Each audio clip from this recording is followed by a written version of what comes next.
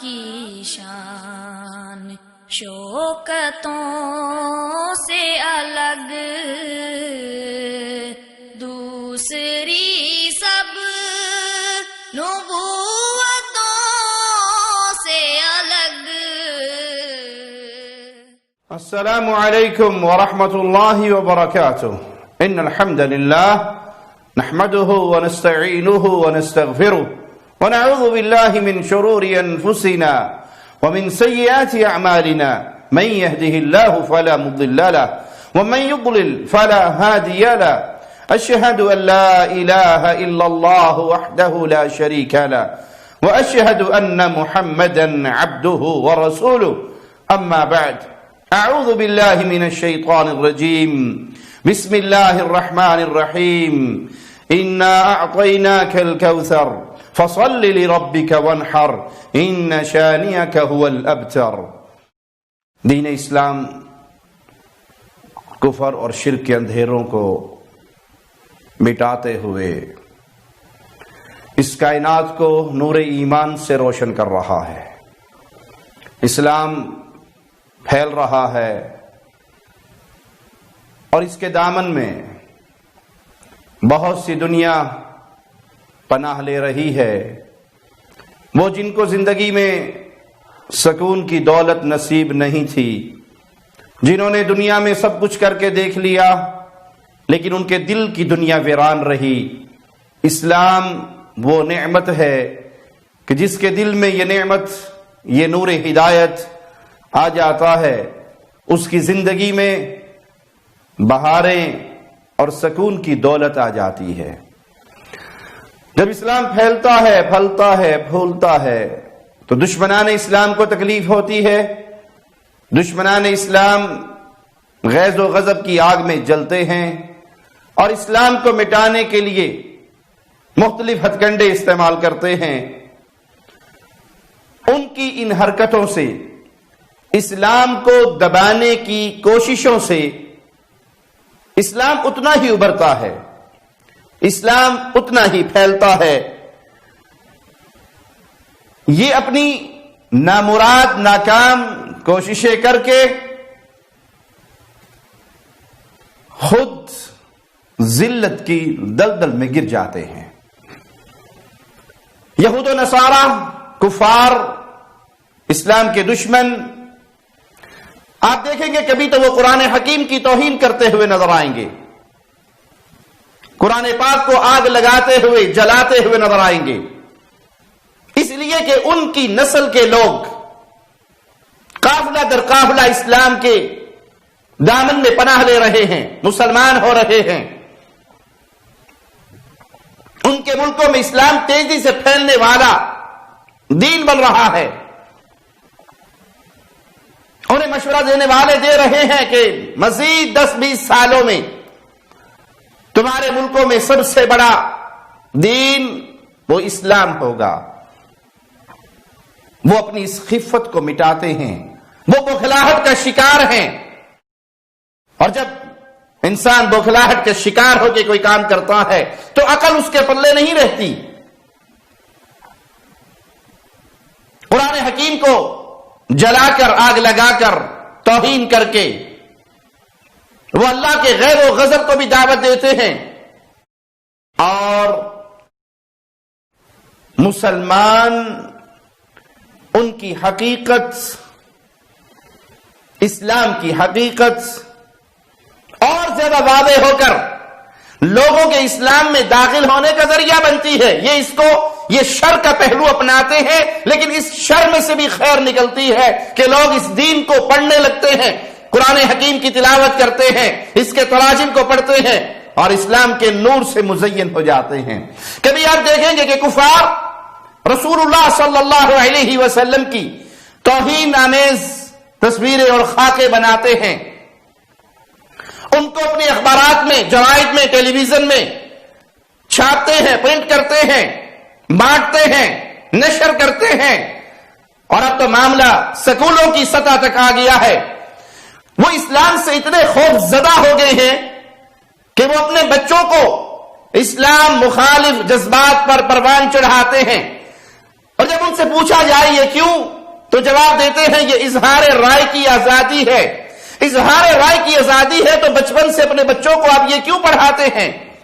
ان کے ذہن میں اسلام دشمنی ابتدا سے کیوں ڈال رہے ہیں؟ جب وہ جوان ہوں گے، اپنی رائے کا اظہار کرنے کے قابل ہوں گے، اپنی رائے قائم کرنے کے قابل ہوں گے تو وہ قائم کر لیں گے۔ یہ اسلام سے خوفزدہ ہو کر اسلام دشمنی کا درس معصوم بچوں کے ذہنوں میں ڈالتے ہیں۔ اور قرآن حکیم نے یہ حقیقت تو ہمیں بہت پہلے ہی بتا دی تھی، یریدون لیطفئوا نور اللہ بافواہہم واللہ متم نورہ ولو کرہ الکافرون۔ یہ اپنی پھونکوں سے اسلام کے چراغ کو بجھانا چاہتے ہیں، اسلام کے نور کو مٹانا چاہتے ہیں۔ یہ کافر جتنی مرضی غیظ و غضب کا شکار ہو جائے، اللہ اس نور کو ضرور پورا کرے گا۔ ایک وقت ضرور آئے گا کہ کفار کے یہ ممالک، اس میں سب سے بڑا اور سب سے زیادہ پھیلنے والا اور سب سے زیادہ اکثریت والا دین اسلام ہوگا، کیونکہ انسانیت کے لیے راہ ہدایت، راہ نجات، دنیا اور آخرت کے تمام غموں سے نجات کے لیے کنجی ایک ہے اور وہ اسلام ہے۔ اور یہ ظالم پہچان چکے ہیں کہ اسلام پھیل رہا ہے، لہذا اسلام کے خلاف ان کی پلاننگ، ان کی سازشیں وہ جاری اور ساری ہیں۔ فرانس میں سرکاری سطح پر رسول اللہ صلی اللہ علیہ وسلم کے توہین آمیز خاکے ان کی بلڈنگوں پر، ان کی عمارتوں پر نشر کیے جا رہے ہیں، وہ بینرز لگائے جا رہے ہیں، وہ تصویریں آویزاں ہیں، اور یہ سب کچھ فرانس کے صدر کے آرڈر پہ کیا جا رہا ہے۔ رسول اللہ صلی اللہ علیہ وسلم کی یہ توہین جب کفار کی طرف سے ہم دیکھتے ہیں تو یہ حقیقت ہمارے سامنے آ جاتی ہے کہ ہر دور کے کافر نے رسول اللہ صلی اللہ علیہ وسلم سے بغض و عناد رکھا۔ جب آپ نے قولوا لا الہ الا اللہ کا پیغام دیا تو کفار مکہ نے، کسی نے ساحر کہا، جادوگر کہا، کاہن کہا، نعوذ باللہ کسی نے کذاب کہا، کسی نے آپ پر کوئی تہمت لگائی اور کسی نے کوئی تہمت لگائی، کسی نے شاعر کہا۔ پیارے نبی صلی اللہ علیہ وسلم ان ظالموں کی یہ گفتگو سنتے رہے اور صبر کرتے رہے۔ صبر کے دامن کو آپ نے تھامے رکھا اور اسلام کے پیغام کو نشر کرتے رہے۔ آپ کی یہ سیرت آج بھی کفار کے ملکوں میں رہنے والے مسلمانوں کے لیے ایک چمکتا ہوا نور کا مینارہ ہے کہ جتنا یہ کفار مسلمانوں کو بدنام کرنے کے لیے قرآن حکیم پر حملے کرتے ہیں، رسول اللہ کی مبارک ذات پہ حملے کرتے ہیں، ان کی توہین کرتے ہیں، آپ اتنی سنجیدگی سے اسلام پر عمل کیجئے اور اسلام کے پیغام کو پھیلائیے، ان کی زبانوں میں پیارے نبی کی سیرت کو ترجمہ کر کے ان تک حقیقت پہنچائیے۔ ان کا دجالی میڈیا ان کے سامنے اسلام کو بدنام کر رہا ہے تو آپ اسلام کی اصل صورت ان کے سامنے رکھیے۔ مالک کا فرمان، قد نعلم انه لا يحزنك الذي يقولون فانهم لا يكذبونك ولكن الظالمين بآيات الله يجحدون۔ یہ ظالم آپ کے اوپر جو جملے کس رہے ہیں، آپ کو جن ناموں سے پکار رہے ہیں، کوئی شاعر کہتا ہے، کوئی جادوگر کہتا ہے، کوئی کاہن کہتا ہے، ہم جانتے ہیں کہ آپ کو ان باتوں سے دکھ ہوتا ہے، تکلیف ہوتی ہے، لیکن یہ آپ کو نہیں جھٹلا رہے، حقیقت میں یہ اللہ کی آیات کو جھٹلا رہے ہیں، یہ اللہ کی آیات کا انکار کر رہے ہیں۔ اللہ یہ پیغام دے رہا ہے کہ تم میرے رسول کے ساتھ یہ سلوک کر کے مجھ سے دشمنی لے رہے ہو اور میری آیات کا انکار کر رہے ہو۔ اسلام کی توہین، نبی رحمت صلی اللہ علیہ وسلم کی توہین کو کفار اظہار رائے کی آزادی قرار دیتے ہیں، حالانکہ ان کے اپنے ملکوں کی عدالتیں یہ فیصلہ دے چکی ہے کہ مسلمانوں کے پیغمبر نبی کریم محمد الرسول اللہ صلی اللہ علیہ وسلم کی توہین یہ اظہار رائے کی آزادی نہیں بلکہ دہشت گردی ہے، یہ فتنہ اور فساد ہے، یہ مسلمانوں کے دلوں کو زخمی کرنے والی بات ہے، یہ ان کے جذبات سے کھیلنے والا معاملہ ہے۔ اگر تم آزادی رائے کے اظہار پر اتنے ہی یقین رکھتے ہو تو تمہارے ملکوں میں ہولوکاسٹ کا انکار کرنا یہ جرم کیوں ہے؟ اس پہ کلام کرنا یہ جرم کیوں ہے؟ تم نے صرف اسلام دشمنی سیکھی ہے اور مسلمانوں کے ساتھ دشمنی کا تم نے زہریلا پیالہ پیا ہے، اور اپنے اس زہر کو، اپنی اس خباثت کو، اپنے اس کفر کو، اپنی اس غلاظت کو اظہار رائے کی آزادی کے ناپاک پردوں کے پیچھے چھپاتے ہو۔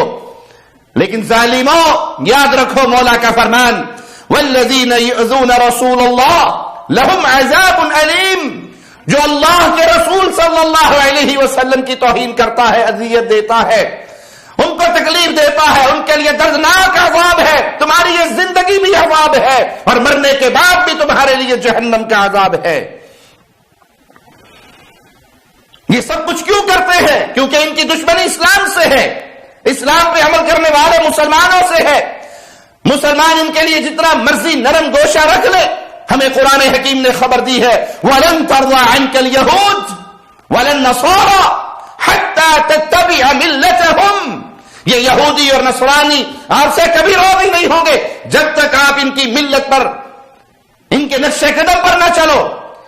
انہیں حسد ہے، انہیں تکلیف ہے کس بات کی کہ مسلمان اسلام کی دولت کو پا گئے، اسلام کی نعمت کو پا گئے اور یہ ظالم اس سے محروم رہے۔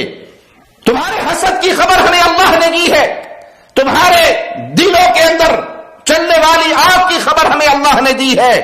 وَدَّ كَثِيرٌ مِّنْ أَهْلِ الْكِتَابِ لَوْ يَرُدُّونَكُمْ مِّن بَعْدِ إِيمَانِكُمْ كُفَّارًا حَسَدًا مِّنْ عِندِ أَنفُسِهِمْ، اہل کتاب یہود و نصارہ یہ چاہتے ہیں کہ اے مسلمانوں تم مرتد ہو جاؤ، دوبارہ پھر جاؤ اپنے دین سے، اسلام کو چھوڑ کے بت پرستی کی طرف چلے جاؤ۔ من بعد ایمانکم کفارا، یہ ایمان کے بعد تمہیں دوبارہ کافر ہوتا دیکھنا چاہتے ہیں۔ کیوں؟ وجہ کیا ہے؟ تکلیف کیا ہے؟ حسدا من عند انفسہم، ان کے دل میں حسد کی آگ جل رہی ہے۔ یہ اس حسد کی آگ میں جلتے ہوئے یہ چاہتے ہیں کہ مسلمان اسلام کو چھوڑ کر کفر کے راستے کو اپنا لے۔ یہ کفار کی خواہش ہے کہ تم مرتد ہو جاؤ۔ آئیے دیکھیے اس موقع پر جب کفار رسول اللہ صلی اللہ علیہ وسلم کی توہین کر رہے، قرآن حکیم کی توہین کر رہے، اسلام کی توہین کر رہے اور پوری دنیا کے امت مسلمہ کی توہین کر رہے، تو ہم کفار سے اس توہین کا بدلہ کیسے لے سکتے ہیں؟ ان سے انتقام کیسے لے سکتے ہیں؟ وہ صحیح طریقہ کیا ہے جس سے کافروں کے دلوں میں بغض، حسد کی آگ اور جلے، یہ اپنے بغض کی آگ میں اور مرے؟ وہ بہترین طریقہ شریعت محمدیہ نے ہمیں دیا ہے۔ آئیے اسلام کو اپنے اوڑھنا بچھونا بنائیے۔ یہ کفار ہے، یہ مشرکین ہے، تو آپ اس کے مقابلے پہ عقیدہ توحید کو اتنی سختی سے اپنائیے، عقیدہ توحید پر عمل کیجئے۔ کفار کو تکلیف ہے کہ آپ اسلام پر عمل کیوں کرتے ہیں، کفار کو تکلیف ہے کہ آپ اسلام پہ عمل کیوں کرتے ہیں، آپ اتنی ہی شدت اور سختی سے اللہ اور اس کے رسول کی فرمانبرداری کیجئے۔ انہیں پردے سے آگ لگتی ہے، ہر بیٹی کو پردہ کروائیے، اپنی بیویوں کو پردہ کروائیے، اپنی بہنوں کو پردہ کروائے۔ کوئی مسلمان عورت بغیر نقاب کے، بغیر حجاب کے باہر نہ نکلے تاکہ ان کے غیظ و غضب میں اور اضافہ ہو۔ ان کو تکلیف ہے مسلمانوں سے، ان کو اوریجنل مسلمانوں سے تکلیف ہے، جذباتی مسلمانوں سے تکلیف نہیں۔ تو حقیقی مسلمان بنیے، کتاب و سنت کو اپنا اوڑھنا بچھونا بنائیے، اس کے مطابق اپنے بچوں کی تربیت کریں، اپنی عورتوں کی تربیت کریں، اپنے گھر کا رنگ اسلامی بنائیں۔ یہ اصل انتقام ہے ان کفار سے، ان کی آگ میں، ان کے غیظ میں، غضب میں، ان کے بغض اور عداوت میں اتنا ہی اضافہ ہوگا جتنے آپ اصلی مسلمان بنیں گے۔ نبی کریم صلی اللہ علیہ وسلم کا دفاع اور آپ سے محبت، اس جذبات کو 24 گھنٹے اپنے دل میں تازہ رکھیں۔ دنیا کے ہر بندے کی بات کو ٹھکرا دے، محمد رسول اللہ صلی اللہ علیہ وسلم کی کسی حدیث کا انکار نہ کرے۔ یہ نہ ہو کہ صرف جذباتیت کی بنیاد پہ ہمیں رسول اللہ صلی اللہ علیہ وسلم کی محبت ریئیکشن کی صورت میں ہمیں یاد آئے کہ انہوں نے ہمارے نبی کی توہین کی، اب ہم مقابلے پر نکلے؟ نہیں، ہر وقت اپنے دل میں مصطفیٰ کی محبت، پیارے نبی کا پیار، اس کو جگا کر رکھے، جذباتیت کی بنیاد پہ نہیں کہ 2-4 دن کے لیے آپ کو رسول اللہ صلی اللہ علیہ وسلم کا پیار یاد آئے اور پھر جب معاملات ٹھنڈے ہو جائیں واپس اپنی زندگیوں پہ لوٹ جائیں۔ وہ ہمارے ایک ساتھی نے ہمیں واقعہ سنایا، جب ایک تحریک چلی نظام مصطفیٰ کے نفاذ کے لیے تو ایک جلوس نکل رہا، اور جلوس کی قیادت ایک شرابی نے سنبھال لی، اور ایک چوراہے پہ کھڑے ہو کے اس نے تقریر شروع کر دی اور کہنے لگا کربلا میں محمد حسین نے گردن کٹوا دی تھی، ہم مصطفیٰ کے لیے یہاں سارے گردنیں کٹوا دیں گے۔ اس مسکین کو سیدنا حسین رضی اللہ عنہ ورضا کا نام نہیں آتا، اس کو پتہ نہیں کہ اسلام نے اس نشے کو حرام کیا ہے، وہ اسلام کو جانتا نہیں، صرف جذباتیت میں تحریک کے طور پہ اس اسلام کے لیے وہ کھڑا ہو گیا۔ حقیقی زندگی اس کی اسلام سے خالی ہے، تو کفار رسول اللہ صلی اللہ علیہ وسلم کی توہین کرے تو اس موقع میں صرف اسلام یاد نہیں آنا چاہیے، بلکہ مصطفیٰ کا پیار، آقا علیہ السلام کی محبت، آپ کے نقش قدم پہ چلنا، یہ ہماری زندگیوں کا مقصد ہو۔ ہم ایک ایک قدم میں محمدی بنے، ان کو ایک محمد صلی اللہ علیہ وسلم سے تکلیف ہے، پوری کائنات کے مسلمان محمدیت کے رنگ میں رنگ جائیں۔ جب کفار یہ دیکھیں گے ان کے غیظ و غضب میں اور اضافہ ہوگا، وہ اپنے غصے کی آگ میں اور جلیں گے۔ یہ اصل انتقام ہے، ان گستاخوں سے لینے کا طریقہ ہے جنہوں نے میرے آقا کی گستاخی کی، میرے نبی کی گستاخی تو ایک کتا بھی برداشت نہیں کر سکا۔ تاریخ میں یہ واقعہ موجود ہے، ایک عیسائی راہب رسول اللہ صلی اللہ علیہ وسلم کی توہین کرتا ہے، کتا اچھل کے اسے پکڑتا ہے، کاٹتا ہے اور جھنجھوڑتا ہے، لوگ اسے چھڑا دیتے ہیں۔ کوئی کہنے والا کہتا ہے تو نے محمد رسول اللہ صلی اللہ علیہ وسلم کی توہین کی، اس لیے اس کتے نے تجھ پہ حملہ کیا۔ وہ کہا نہیں، میں ہاتھ کے اشارے کر رہا تھا، یہ کتا سمجھا شاید میں اس پہ حملہ کرنے لگا ہوں، اس لیے اس نے مجھ پہ اٹیک کیا۔ اس نے پھر میرے پیارے آقا کی توہین والے جملے کہے، کتے نے رسی توڑوائی اور اس کو گلے سے پکڑا اور اس وقت تک جھنجھوڑتا رہا جب تک وہ ہلاک نہیں ہو گیا۔ میرے نبی کے دفاع میں عورتیں، بچے، میرے نبی کے دفاع میں پیارے نبی کے سارے صحابہ، پوری امت قربان ہونے کے لیے تیار ہے۔ یہ دفاع مصطفیٰ کا معاملہ ہے، کوئی چھوٹا ماجرا نہیں۔ لیکن اے پیارے بھائی، اصل دفاع مصطفیٰ یہ ہے کہ نبی کی حدیث کا دفاع اپنے گھر میں کرو، اپنے کاروبار پہ کرو، اپنے جسم پہ کرو، زندگی کے ایک ایک لمحے میں رسول اللہ صلی اللہ علیہ وسلم کے نظام کو نافذ کرو۔ بعض لوگ بے علمی میں، جذبات میں آ کے ایک بہت بڑی غلطی کرتے ہیں، خاص طور پہ ایسے موقعوں پہ جب اللہ کے نبی کی توہین کا کوئی ماجرا ہو، کافر ایک خاکہ بنا دیتا ہے یا قرآن حکیم کی توہین کا ایک کلپ بنا دیتا ہے، تصویر بنا دیتا ہے، سوشل میڈیا پہ ہر آدمی پھر اس کے اوپر لکھتا ہے لعنت کر کے شیئر کریں۔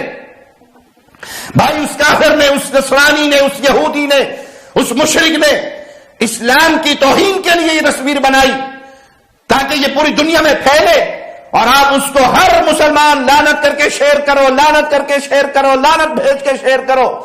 اتنا شیئر وہ نہیں کر سکا جتنا آپ نے کیا۔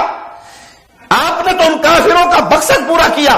کوئی تصویر آپ کے سامنے آئے، کوئی کلپ آپ کے سامنے آئے جس میں مصطفیٰ کی توہین ہو صلی اللہ علیہ وسلم، قرآن حکیم کی توہین ہو، اسلام کی توہین ہو، تو اس کو فارورڈ نہ کریں، آگے نہ بھیجیں، بلکہ اس کو وہیں پہ ڈیلیٹ کر دیں، روک دیں، تاکہ کافروں کا مقصد پورا نہ ہو اور وہ تصویر لوگوں میں نہ پھیل سکے۔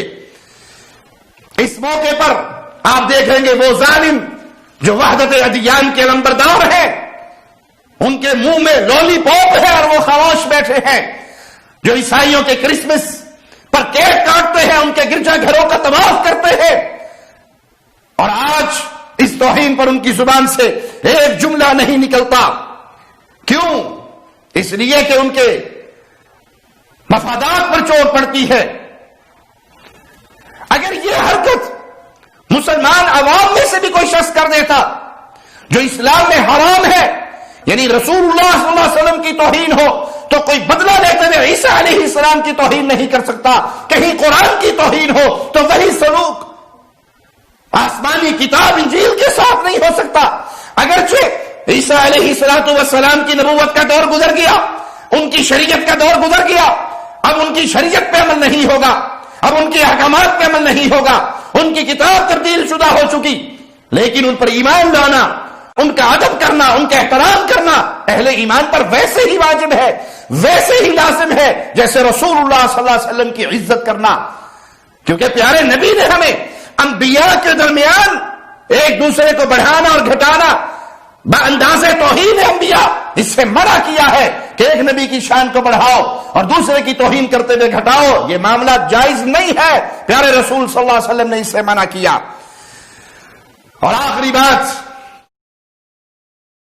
ایک دکاندار آپ کے باپ کا دشمن ہے، آپ کے باپ کو گالی دیتا ہے، آپ کی قوم کو گالی دیتا ہے، آپ کی نسل کو گالی دیتا ہے، اور آپ اس کی دکان پر کبھی نہیں جائیں گے، اس سے تجارتی بائیکاٹ کریں گے، نہ اس کو سودا بیچیں گے، نہ اس سے سودا خریدیں گے، کیونکہ وہ آپ کا دشمن ہے، آپ کے باپ کا دشمن ہے۔ اے مسلمانوں، محمد کریم صلی اللہ علیہ وسلم وہ عظیم ہستی ہے جن سے محبت باپ سے بڑھ کر، ماں سے بڑھ کر، برادری سے بڑھ کر، قوم سے بڑھ کر، بیوی بچوں سے بڑھ کر، حتیٰ کہ اپنی جان سے بڑھ کر کی جاتی ہے۔ عمر رضی اللہ عنہ نے یہی تو کہا تھا، میں کائنات میں ہر چیز سے بڑھ کر آپ سے پیار کرتا ہوں سوائے اپنی جان کے۔ آپ نے کہا عمر تیرا ایمان پورا نہیں ہوا۔ عمر کہنے لگے اب مجھے آپ میری جان سے زیادہ پیارے ہیں۔ کہا الآن یا عمر، عمر اب بات بنی ہے، اب ایمان پورا ہوا ہے۔ تو جب اپنی قوم قبیلے کے دشمن سے آپ سامان نہیں خریدتے، جن ظالموں نے پیارے نبی صلی اللہ علیہ وسلم کی توہین کی، آپ کی گستاخی کی، آپ کی اہانت والے خاکے نشر کیے، اور کچھ نہیں، کم از کم ایمان کا آخری مقام یہ ہے کہ دل سے ان کے ساتھ نفرت کرے، ان کا معاشی تجارتی بائیکاٹ کرے، ان کا سامان خریدنے سے انکار کرے، اس کے بدلے میں دوسرے ملکوں کا خرید لے۔